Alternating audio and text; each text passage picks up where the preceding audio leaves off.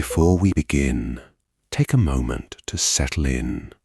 Wherever you are, whether you're ending a long day, taking a quiet break, or simply searching for a story worth remembering, I'm truly glad you're here. For the next few minutes, leave today's worries where they are. Open your mind, follow your curiosity, and let history unfold, not as dates in a textbook, but through the lives of extraordinary women who changed the world in ways few people ever imagined. Some of these stories will inspire you, some will break your heart, and some may change the way you see history forever.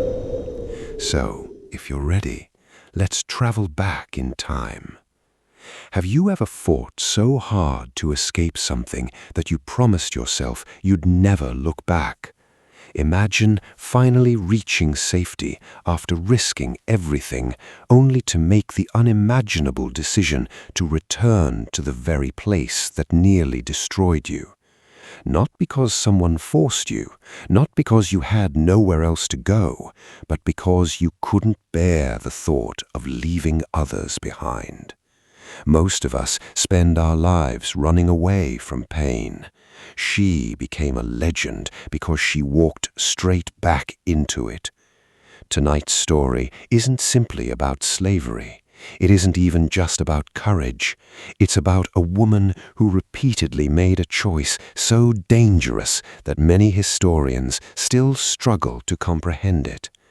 By the end of this story, you'll understand why generations came to speak her name with reverence, and why her enemies feared a woman barely 5 feet tall more than armed men.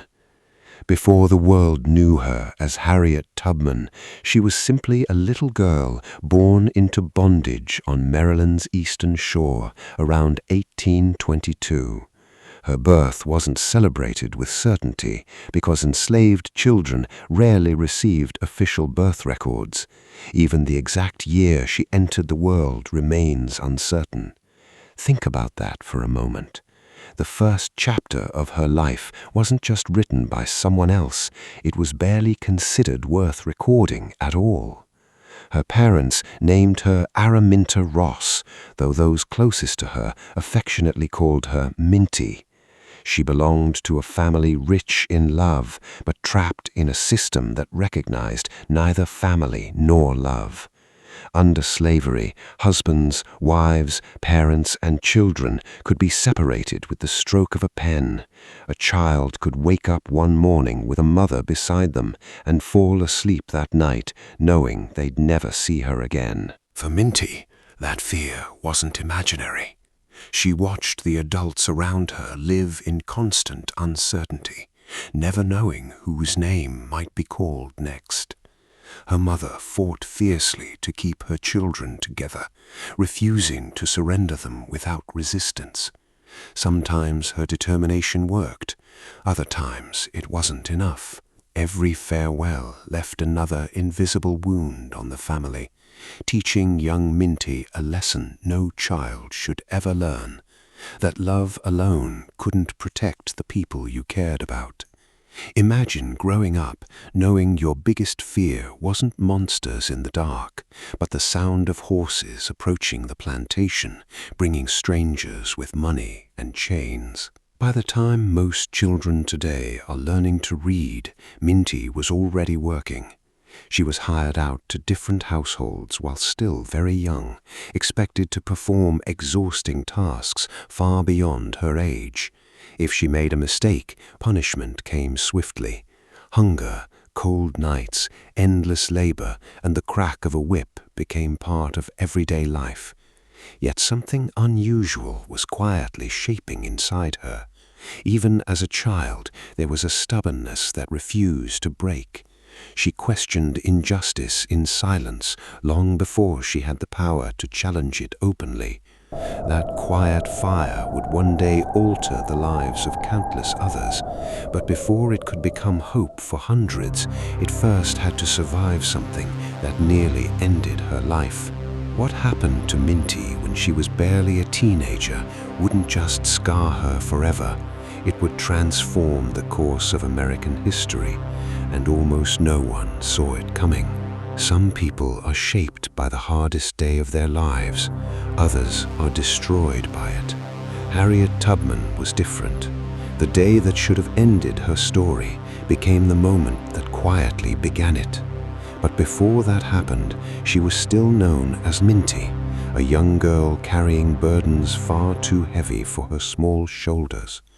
Every sunrise brought another day of labor, another chance to be punished, and another reminder that the law considered her someone's property rather than a human being. Yet even then, there was something about her that refused to surrender. She obeyed when she had no choice, but deep inside, she carried an instinct that whispered a dangerous idea. This cannot be how life was meant to be. As Minty grew older, her responsibilities became harsher. She worked in fields, forests, and marshlands, often from dawn until darkness swallowed the sky. She learned to chop timber, guide oxen, carry impossibly heavy loads, and survive in the wilderness. Those skills weren't taught to prepare her for freedom. They were meant to make her more valuable to the people who claimed ownership over her. Ironically, those same skills would one day become the reason she could lead others through forests at night without losing her way. At the time, however, no one could have imagined that every difficult lesson was quietly preparing her for a mission far greater than survival. Then came the afternoon that changed everything. One day, while running an errand at a local store, Minty found herself standing in the middle of a desperate chase. A young enslaved man had broken away from the fields, choosing the terrifying uncertainty of escape over another day in bondage. Close behind him came an overseer, furious and determined to drag him back. The overseer shouted at Minty to help stop the fleeing man. In that instant, she faced a choice. She could obey and remain safe, or risk the consequences herself. Without hesitation, she stepped aside, refusing to become part of another person's capture. It was a small act of defiance, but in a world where obedience was demanded, it carried enormous danger. The overseer's anger exploded. Grabbing a heavy metal weight used for balancing goods on a scale, he hurled it towards the escaping man. His aim failed. Instead, the weight crashed into Minty's head with terrifying force. The impact shattered her skull and threw her to the floor. Witnesses later recalled blood pouring from the wound as she lay unconscious, balanced between life and death. She wasn't rushed to a hospital. She wasn't surrounded by doctors. To those who owned her, she was simply an injured piece of property. For days she drifted in and out of consciousness with little more than scraps of cloth beneath her and the hope that her body might somehow survive. Against every expectation, it did. But the young girl who eventually opened her eyes was no longer the same. The injury left permanent damage. For the rest of her life, she suffered blinding headaches, sudden sleep attacks, and vivid dreams unlike anything she had experienced before. Many modern doctors believe the blow caused a severe traumatic brain injury. Harriet herself believed something different. She became convinced that through those dreams and visions, God was guiding her steps. Whether one sees them as neurological effects or profound spiritual experiences, one fact is impossible to ignore. From that day onward, an unshakable certainty settled inside her. She no longer merely hoped for freedom. She believed she had been called to pursue it. And that quiet conviction would soon force her to make a choice that meant leaving behind almost everything she loved, including someone she never imagined would stand in her way. The scars on Minty's head healed, but the world around her never changed. Every morning she still woke before sunrise. Every evening she returned exhausted. The chains of slavery were no lighter simply because she had survived, yet something inside her had become impossible to silence. The dreams that followed her injury gave her an unwavering sense of purpose, and with every passing year, that purpose grew stronger. She believed that freedom wasn't just something she wanted, it was something she was meant to find. But destiny has a way of testing conviction before rewarding it. As a young woman, Minty met a free black man named John Tubman. In an America divided by slavery, their marriage was unusual. John could travel where he wished. He earned his own wages. No one could legally buy or sell him. Minty, however, remained enslaved. Imagine sharing your life with someone who returns home free every evening while you remain someone else's property. Even marriage couldn't erase the brutal laws of the time. If the owner decided to sell her the next day, John would have no legal power to stop it. It was during these years that Minty made another life-changing decision. She began calling herself Harriet, adopting her mother's first name while keeping her husband's surname. It was more than a change of identity. It was the first quiet step towards reclaiming ownership over her own life. Yet with a new name, nothing else had changed. Freedom remained just as distant as before. Then came the rumor. Word spread across the plantation that her owner was facing financial difficulties. Enslaved people were often treated like assets that could be sold to settle debts, and Harriet's name was whispered among those who might soon be taken south. That single piece of news froze her with fear. Being sold deeper into the South meant far harsher plantations, relentless labor in the cotton fields, and almost certain separation from everyone she loved forever. She had watched this happen to countless families. She knew exactly what it meant. For many, fear would have been enough to stay put. For Harriet, fear became the final push. She pleaded with John to leave with her. She described a life beyond the Mason-Dixon line, where slavery no longer held legal power. She dreamed aloud of building a future together. But John refused. He believed escape was madness. According to several historical accounts, he even warned that if she attempted to run, he would reveal her plans. Whether spoken out of fear or practicality, those words must have cut deeply. The one person Harriet hoped would walk beside her chose safety instead. And so, one autumn night in 1849, she made perhaps the loneliest decision of her entire life. She stepped into the darkness, alone. No map, no weapon she could rely on, no certainty that she would survive until sunrise. Only instinct, courage, and a sky filled with stars. She moved quietly through forests and marshes, avoiding roads where slave catchers patrolled. She hid during daylight hours in dense woods, abandoned buildings, and wherever nature offered cover. She trusted the North Star to guide her, just as generations of freedom seekers had done before her. Every snapped branch sounded like approaching footsteps. Every barking dog sent a wave of terror through her body. If she were captured, punishment wouldn't simply mean another beating. It could mean permanent separation from her family, or even death. Yet with every mile she traveled, something extraordinary was happening. For the first time in her life, Harriet wasn't walking because someone had ordered her to.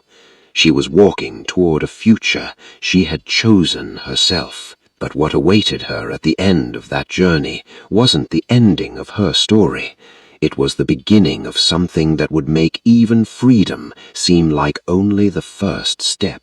When Harriet finally crossed into Pennsylvania in the autumn of 1849, she expected to feel relief. She had survived the impossible. Nearly 90 miles separated her from the plantation where she had spent every day of her life under someone else's control. For the first time, no law could force her back into the fields, no overseer could raise a whip over her, no owner could decide where she would sleep or whether she would ever see tomorrow. By every definition of the word, she was free. And yet, something was missing. Years later, Harriet tried to describe that moment. She said she looked down on her own hands, almost wondering whether they still belonged to the same person. The trees looked brighter, the sunlight seemed warmer, even the air felt different. It was as if the world itself had changed color. But as breathtaking as that first taste of freedom was, another thought refused to leave her mind. What about everyone I left behind? Her parents were still enslaved. Her brothers were still enslaved. Children she had known since birth were still waking before sunrise to lives they had never chosen. Imagine finally escaping a burning building only to realize your entire family is still trapped inside. Would you keep running, or would you turn back? Most people wouldn't even consider returning. Harriet did. But before she could make that impossible decision, America changed the rules. In 1850, the United States passed one of the most controversial laws in its history, the Fugitive Slave Act. Suddenly, even the northern states were no longer truly safe. If Harriet was recognized, she could be arrested, dragged back to the South, and sold into slavery all over again. Worse still, anyone caught helping escaped enslaved people could face severe punishment. Overnight, freedom became far more fragile. For Harriet, the new law meant something else. If she wanted to rescue the people she loved, she would have to travel even farther, sometimes all the way to Canada, where American slave laws could no longer reach them. Most people would have disappeared into a new life. Harriet began planning her return, not because she had forgotten the beatings, not because she underestimated the danger. She remembered every scar, every scream, every mile she had walked through fear, and she chose to go back anyway. She studied maps she was never supposed to read. She memorized rivers, forests, and hidden paths. She quietly contacted abolitionists and members of the Underground Railroad, building relationships with ordinary men and women willing to risk prison simply because they believed slavery was wrong. Farmers, ministers, shopkeepers, Quakers, and free black families became links in an invisible chain stretching across the country. They weren't soldiers. They didn't carry medals. Most history books barely mention their names. Yet without them, Harriet's mission might never have succeeded. Soon, on another moonless night, the woman who had risked everything to escape would take an even greater risk. She wasn't going back for revenge. She wasn't going back to prove anyone wrong. She was going back for people. And what happened on that first rescue mission would convince her that this wasn't simply an act of courage, it was the purpose she had been preparing for her entire life. The first rescue changed everything. Harriet had crossed back into the South, carrying nothing that looked dangerous. No uniform, no army, no wealth, just a small bag, an extraordinary memory, and a determination that slavery had failed to crush. Her mission was simple in words, but almost impossible in reality. Find her loved ones, guide them hundreds of miles through hostile territory, and reach freedom before anyone realized they were gone. The journey back north was nothing like her own escape. This time, Harriet wasn't responsible for just one life. Every frightened child, every exhausted mother, every elderly parent, every terrified whisper in the darkness rested on her shoulders. One mistake could destroy everyone. Her first successful rescue proved something remarkable. Not only could she escape slavery, she could lead others out of it. Word spread quietly from plantation to plantation. People began whispering about a mysterious woman who appeared after sunset and vanished before sunrise. Some dismissed the stories as impossible. Others prayed they were true. Harriet returned again and again and again. Each mission became more dangerous than the last. Slave owners were no longer searching for anonymous runaways. Now they were searching for her. She refused to travel the same route twice if she could avoid it. She changed directions without warning, crossed icy rivers to throw hunting dogs off the scent, and sometimes doubled back to confuse anyone following their tracks. She often traveled during winter because the longer nights offered more hours of darkness. Every decision was calculated. Every mile demanded absolute trust. She also understood something that fear does to people. When freedom is finally within reach, panic can become just as dangerous as chains.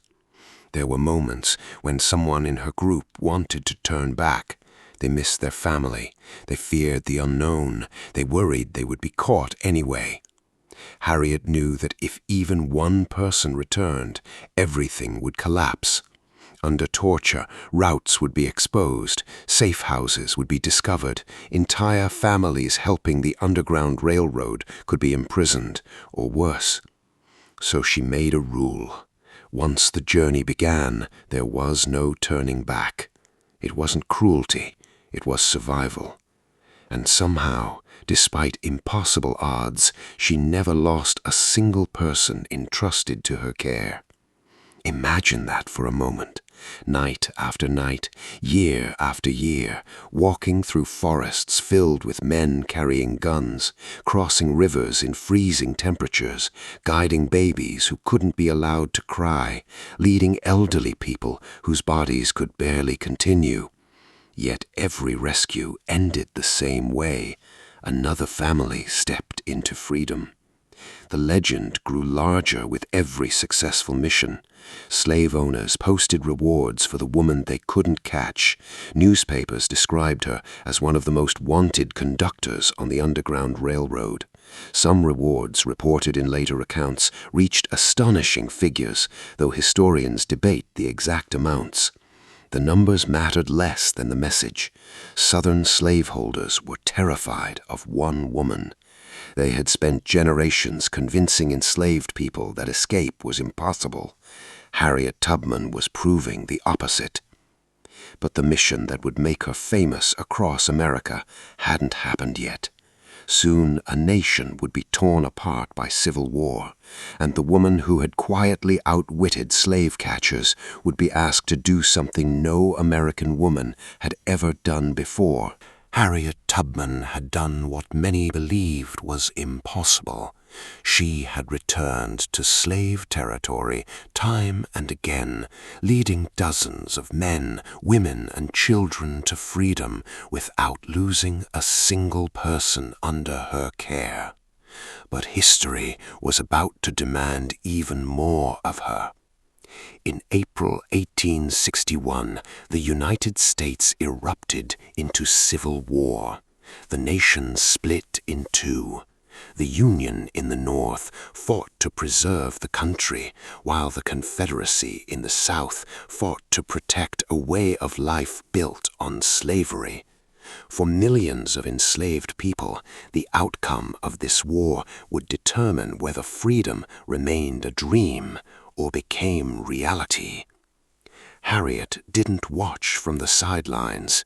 She volunteered. At first, she worked as a nurse, using herbal remedies she had learned during years of hardship to care for wounded soldiers and newly freed families. She cooked, washed clothes, and comforted the sick. But those who worked alongside her soon realized something remarkable. Harriet knew the South better than many military officers. She knew which rivers could be crossed. She knew where patrols usually traveled. She understood how enslaved communities secretly passed information from one plantation to another. And most importantly, people trusted her. The Union Army began relying on Harriet not just as a nurse, but as a scout, spy, and intelligence gatherer. Quietly, she traveled through Confederate territory, speaking with enslaved men and women who risked everything to share crucial information. They revealed hidden river channels, troop movements, supply routes, and the locations of underwater mines placed to destroy Union boats. That intelligence led to one of the most extraordinary operations of the Civil War. On Night 2 of June 1863, Union gunboats silently advanced along South Carolina's Combahee River. Harriet stood among those helping guide the mission, using the knowledge gathered over weeks of careful planning. As the boats approached plantations lining the riverbanks, word spread like wildfire. Freedom had arrived. Families ran from fields and cabins, carrying babies, blankets, and whatever little they could hold. Elderly men leaned on younger shoulders. Mothers clutched frightened children as they rushed through mud and marshes towards the waiting boats. Plantation owners tried desperately to stop them, but chaos had already taken over. By sunrise, more than 700 enslaved people had escaped. It remains one of the most successful liberation operations of the American Civil War, and Harriet Tubman became the first woman in U.S. history known to help plan and guide an armed military expedition. Think about that journey. A girl once considered property, denied an education, left bleeding after a brutal head injury, now stood helping lead a military operation that changed hundreds of lives in a single night. Yet if you asked Harriet what her greatest achievement was, she probably wouldn't have mentioned medals, battles, or military history. Because when the war finally ended and slavery was abolished across the United States, many believed Harriet's work was finally over. After decades of risking her life, crossing rivers under the cover of darkness, and helping others find freedom, surely she had earned a quiet life. But Harriet didn't measure freedom the way most people do. To her, freedom wasn't simply the absence of chains, it was the presence of opportunity. It meant education for children who had never been allowed to read. It meant dignity for elderly people who had spent their entire lives in bondage. It meant giving the forgotten a place where they could live without fear. Harriet understood something that still rings true today. Breaking chains is only the first step. Building lives is the harder part. She settled in Auburn, New York, on a modest piece of land she had purchased years earlier. It wasn't a grand estate or a symbol of wealth. It became something far more valuable, a refuge. Her home welcomed those with nowhere else to go, aging former slaves, widows, orphans, and anyone who needed help. Even when money was scarce, Harriet shared what little she had. Those who visited often described her generosity as limitless. She had spent her life giving people freedom.